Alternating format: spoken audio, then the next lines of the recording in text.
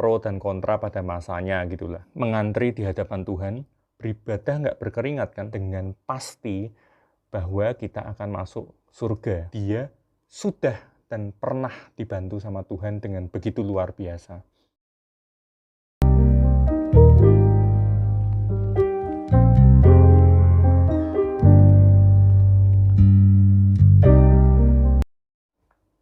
Hai teman-teman, hari ini aku akan menceritakan sebuah cerpen karya dari Ali Akbar Nafis.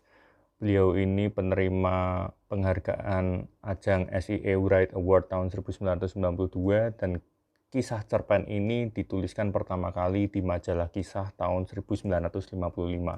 Nah, di sini teman-teman aku nggak akan menceritakan utuh cerita dari cerpen ini ya, enggak. Tapi aku akan menceritakan isi kedalaman dan makna dari cerpen inilah gitu. Karena cerpen ini cukup menuai pro dan kontra pada masanya gitulah.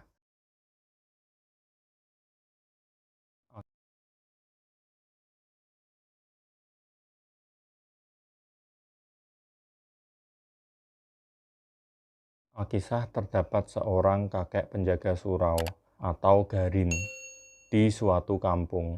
Kakek ini tuh lebih dikenal sebagai kakek yang mengasah pisau gitulah. Karena keterampilannya dalam mengasah pisau itu sangat baik.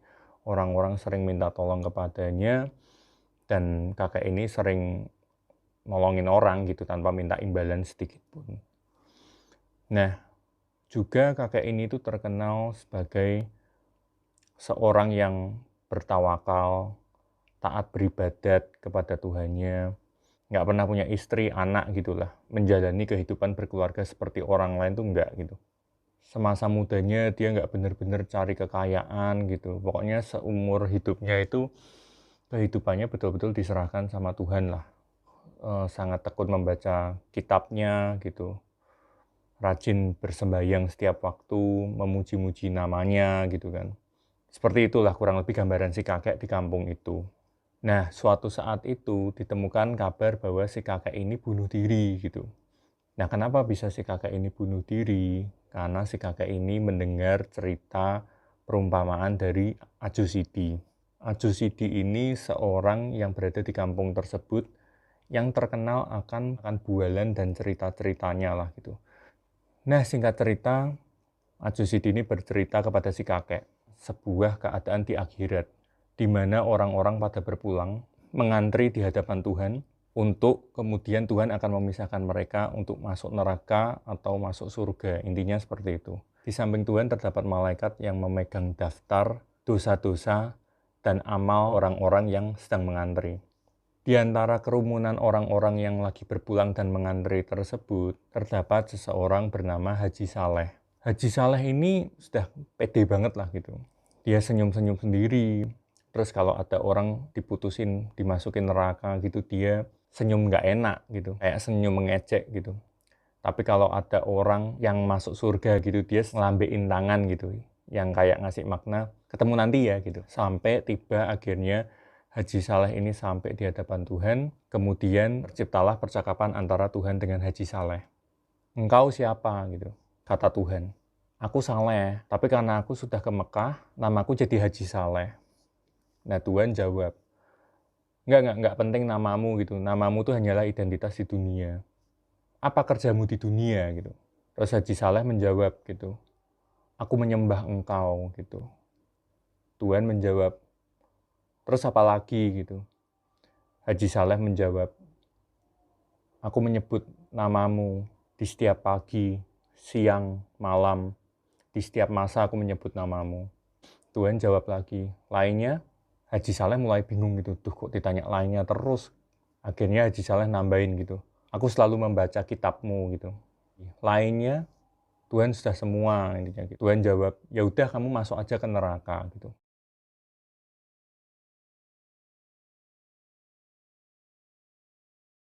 Tuhan, kami ini umatmu yang senantiasa beribadah kepadamu, menyebut dan memuji senantiasa kebesaranmu, selalu membaca kitabmu.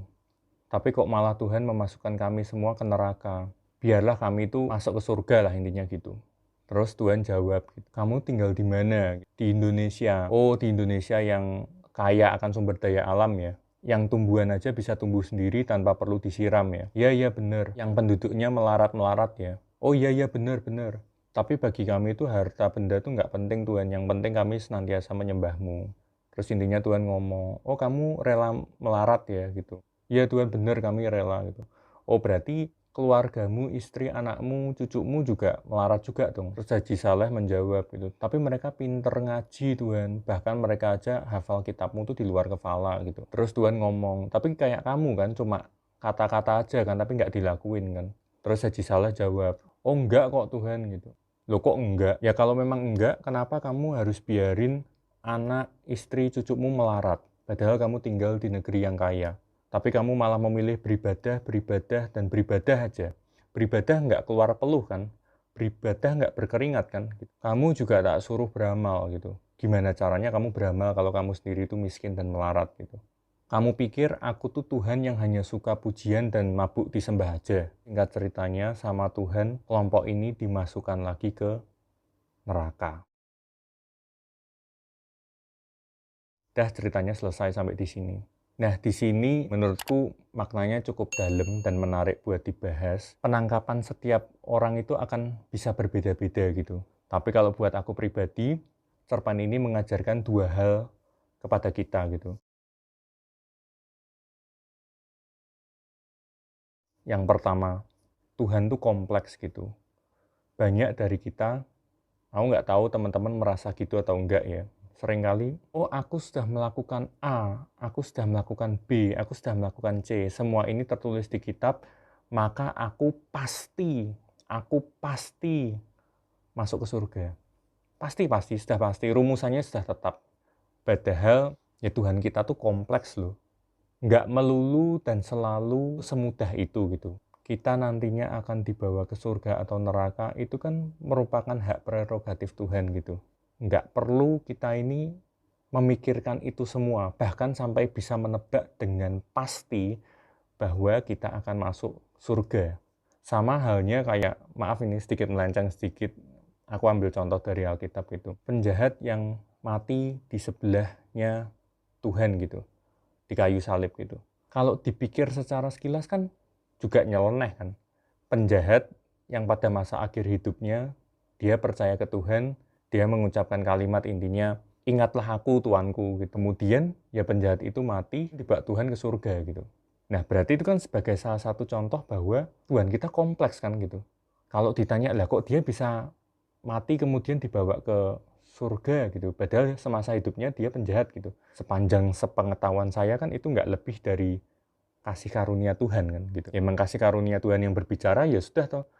Hak prerogatif Tuhan, dia mau diselamatin, mau dimasukkan ke surga kan suka-sukanya Tuhan gitu. Jadi ya sama. Jadi menurutku poin pertama dari cerita ini ya, Tuhan kita tuh kompleks gitu. Tugas kita cuma berbuat sebaik-baiknya, berlaku sebaik-baiknya, berusaha sebaik-baiknya, berdoa, tapi bukan tugas kita dan sangat nggak pantas buat kita memastikan dalam hati kecil kita, oh kayaknya dengan pola hidupku gini aku pasti masuk surga. Kayaknya kok seolah-olah Tuhan kita kok kebijakannya sangat bisa dirumuskan gitu dengan pikiran manusia. Yang kedua, sedikit menyenggol rasa tanda petik kenabian di dalam diri kita. Maksudnya apa? Ketika kita, derajat kita dari posisi di bawah sudah dirubahkan sampai ke titik atas, dari titik kita di bawah tersengal-sengal, sebegitu susahnya kita jalanin hidup, begitu kita diberhasilkan, dibantu dengan berkat yang luar biasa dari Tuhan, kita naik sampai ke titik tertentu, di mana mungkin semua orang menghargai kita, semua orang memandang kita, semua orang memuji-muji kita, melihat kita dengan penuh decak kagum gitu. Kita di fase itu, ya udah, ingatnya akan pertolongan Tuhan itu, misalnya simulasi ya, paling hanya 1-3 tahun pertama atau selebihnya, orang itu lupa gitu bahwa dia sudah dan pernah dibantu sama Tuhan dengan begitu luar biasa. Nah terus yang dia ingat apa? Yang dia ingat hanyalah diri dia sendiri yang terbungkus dengan cangkang status sosial yang baru itu. Ya sudah, ini sekarang aku yang baru gitu. Orang itu jadi ngelupain gitu semua berkat dan pertolongan yang Tuhan sudah pernah kasih gitu. Sebagai contoh konkretnya gitu, Ada orang yang singkat ceritanya dari bawah banget, dalam kondisi yang memprihatinkan banget, tiba-tiba dia dirubahkan Tuhan menjadi orang yang luar biasa, status sosialnya meningkat, dia dipandang orang-orang dengan penuh rasa hormat dan lain sebagainya. Kemudian jalannya waktu, orang itu seolah lupa gitu. Ketika dia bersaksi atau dia berjalan berkeliling di satu tempat ke tempat lainnya, misalnya menceritakan segala keberhasilannya itu, dia membawa seolah kemuliaan nama Tuhan gitu. Tapi tanpa dia sadari gitu, sebenarnya dia banyak bercerita tentang dirinya sendiri gitu. Kehebatannya, keakuannya gitu. Ini aku nggak ngomong semua, nggak teman-teman. Maksudnya ini bukan ngomong semua, tapi beberapa atau banyak di antara kita gitu. Taunya ya, enggak, aku bawa kemuliaan nama Tuhan. Tapi sebenarnya yang dia ceritain dari orang ke orang, dari tempat ke tempat, dari orang yang ingin belajar kepadanya misalnya gitu. Yang dia ceritain tuh tanpa sadar tuh hanyalah keakuannya itu, hanyalah kehebatan dirinya itu gitu. Karena mungkin ketika dia di titik yang rendah, dia betul-betul dihajar sama orang kiri dan kanan gitu, depan dan belakang gitu, dalam waktu yang mungkin lama gitu. Terus sampai akhirnya dia sukses, dia kayak, oke, aku mau menceritakan bersaksi tentang Tuhanku gitu, tapi secara latah yang dia ceritain ya hanyalah kehebatan dirinya sendiri gitu. Pokoknya nggak lebih tentang dirinya lah gitu.